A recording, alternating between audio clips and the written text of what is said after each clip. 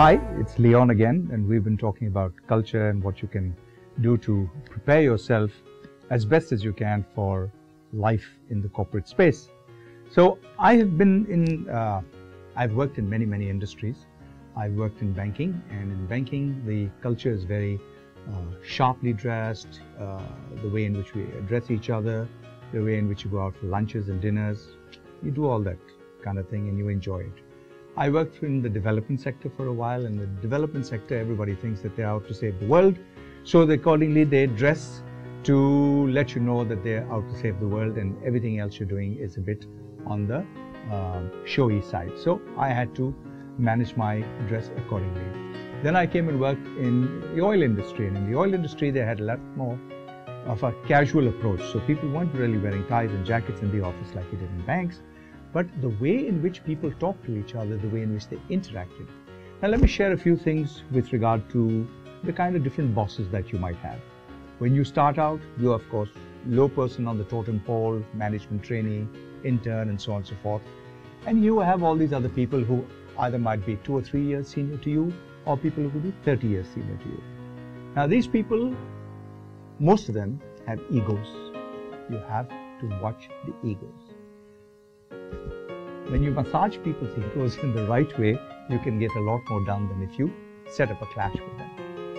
Now, first of all, be respectful when you wish people. Give them time of day. Ask them if you can speak. Find out a way to present your ideas. Most of the time, when I talk about ego, we say, I want to do this and I want to do that. It sets up a barrier with the other person. What you want to really say, I heard you talk about this and I was wondering about this. Do you think if we did it this way, it could work? What you have done is involved the other person. The age of the other person is going to be very important in this culture mix and the way in which you have your interactions.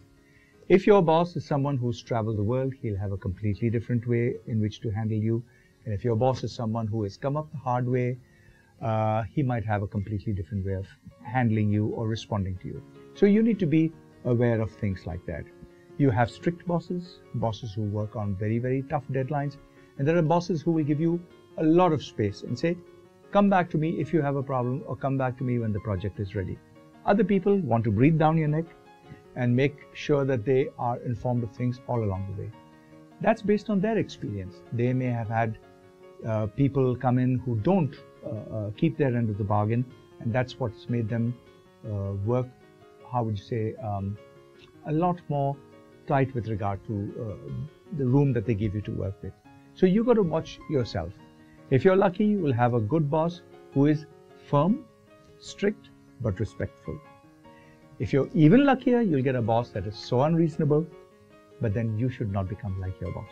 So let me conclude by encouraging you to start observing cultures now, well before you start working.